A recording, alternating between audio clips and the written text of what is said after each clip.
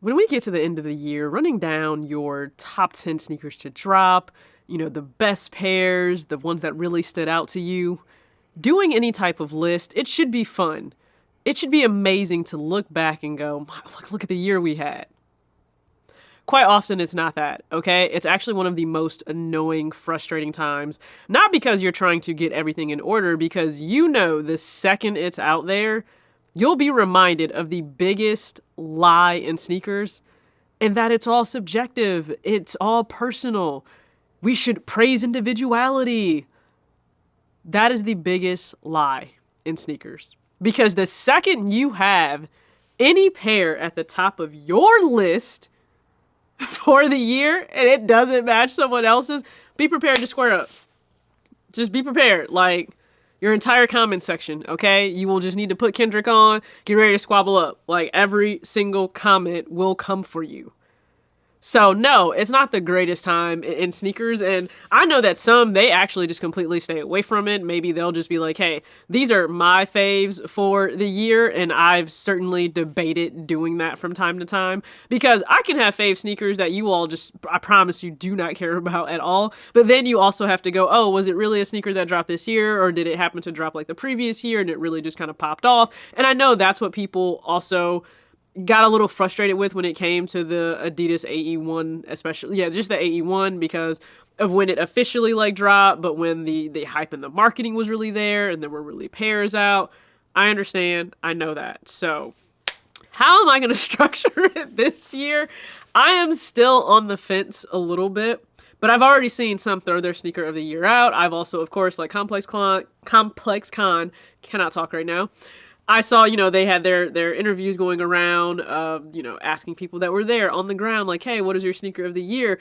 And sometimes people will speak as if it should just be automatic. Like, it should just be a blanket decision for everyone. And I actually love that. I don't think, nor do I even want to see that in 2025.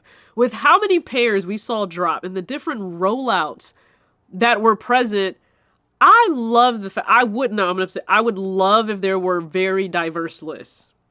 But there's already the assumption that there will be 3 pairs that take the top 3 spots for everyone's list. And I am here to say, I can at least say this, it won't be for my list.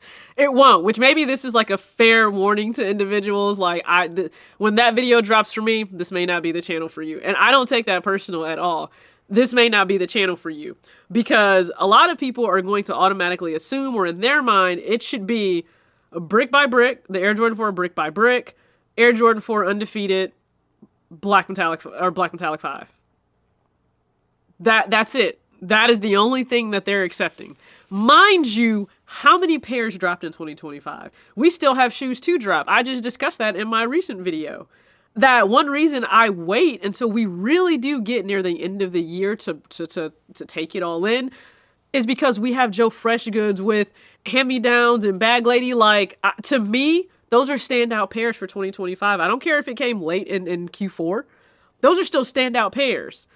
And so how I want to craft my list, I'm really trying to figure this out. I said for my top 10, I will have a top 10 that is just for 2025. So sorry, just regular retro. And I said the only exception I would make is for an undefeated 4, because it really wasn't available to the public when it originally dropped in 2005. But outside of that, there won't be retros on there, meaning like we've seen the exact shoe come out already. And I love the points that people make. If we really removed retros from the consideration, then these lists would be more diverse and they would look very different. Do you know why? It's okay to say this because it's true. A lot of Jordan brand is carried by retros. A lot of the heat and the hype and the hoopla in 2025, it's very much so still carried by retros. The things that already had their moments, again and again and again and again. It's the same exact thing, right? No new tech, just higher prices. No new tech, just higher prices. It's the same thing again and again and again. So if you were to remove those retros, It would open the door for so many other pairs to have to be considered to fill those gaps. And I think there are a lot of quality pairs that can certainly fill gaps. I think there are a lot of releases that end up sliding under the radar because they're not as crazy limited as everyone would like to see, because that gives the shoe stock and that gives it value. And oh yeah, by the way, it gives it high resale. And that's how a lot of people value these releases. For some, their top 10 list will only be pairs, no joke, that probably never went below like $400 in terms of like StockX. You know there will be people, that's their list. I could give two shits about what a resale is on a shoe. I really don't care. You will see some GRs on my list for sure. There will be some collaborations, not necessarily the crazy hyped ones. And if there are some crazy hyped ones on there, it's going to be based on, you know, me thinking like, man, not only was this impactful, but it just felt special in a way that was just bigger than everyone falling all over the Brick by Brick 4. And it's not that we haven't seen a polarizing 4. The off-white women's 4, okay? The sale pair, it had its moment. But I don't know, like this brick by brick, like did it come with special Kool-Aid options? I'm not sure if it did or it didn't. And so I've also normally done like, I'm not traditional top 10 lists, kind of think of like a superlative list where I wanted to open the door up for so many other things. Now, I know I get a chance to do that by not including like things we've already seen in 2025. But like if you go back to 2022, right? Let's just take a look, and it's going to feel like a different crazy time. But I had like performance to lifestyle, like a pair that was truly performance, but like it could also go to lifestyle. I did Yeezy. I did a homage pair. Like what did it pay homage to?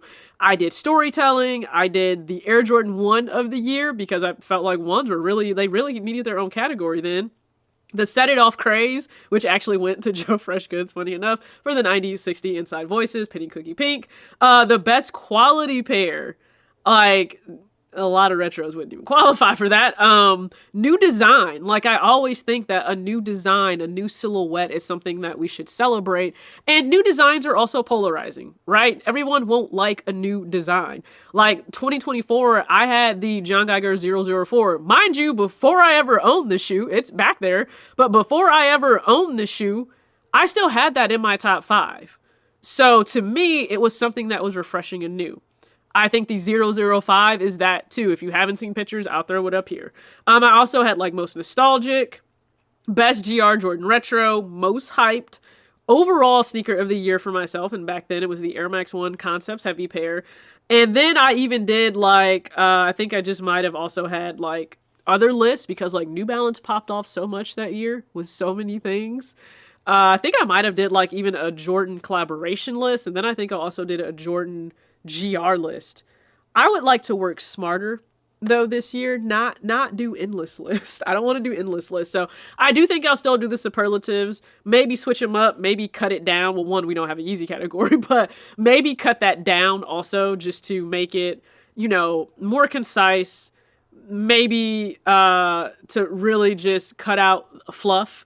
I think that may be easier as well to be able to do. So yeah, all right, again, I've already said my top 10 list. Again, my top sneaker of the year, one, it's not going to be what everybody else has, especially amongst my peers. So I guess time for another unpopular opinion. It's probably going to be like unpopular opinion, my top 10 of 2025. And then I just need to like sit back. Utter chaos. And be well rested, well hydrated, get the electrolytes ready so that I can, you know, I guess go to war in the comment section. Put up a fight and I'm gonna run as fast as I can. Because people, you will say like up front, this is subjective, this is mine, this is not yours, and we don't need to agree, and it should be very individual, and you can give as many PSAs and disclaimers as you want. It means nothing. It really does. And I still think, I don't joke when I say this, I do think the biggest lie in sneakers is buy what you like. People want you to buy what they approve of and what validates their purchases.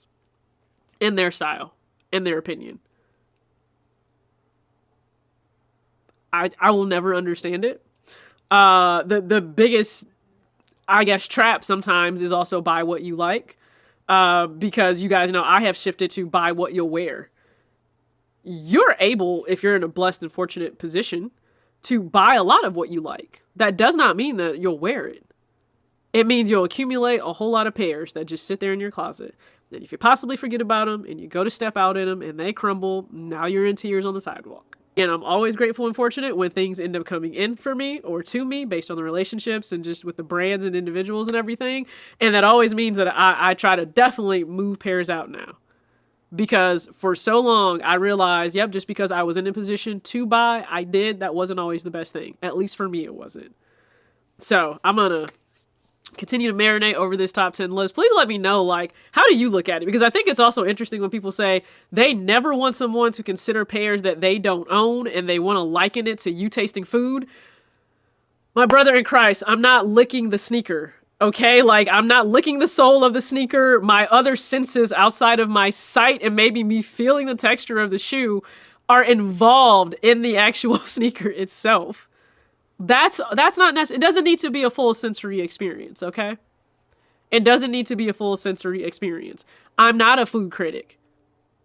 Someone giving you a rundown of sneakers and giving you a rundown of food are two very different things. So, that's where I stand on that.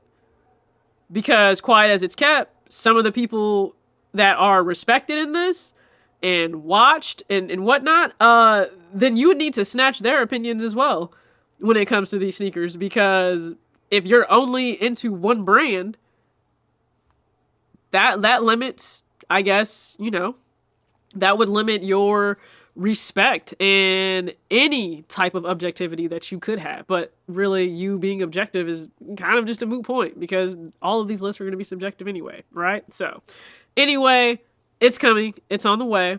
But I do dread this time of year. I truly do. So I think it's a little early. Again, at least for me still. I want to see what else is coming out. I do have an unpopular opinion on how I rank the Adidas jellyfish. You can check that video out. As always, act your age, not your shoe size. Peace.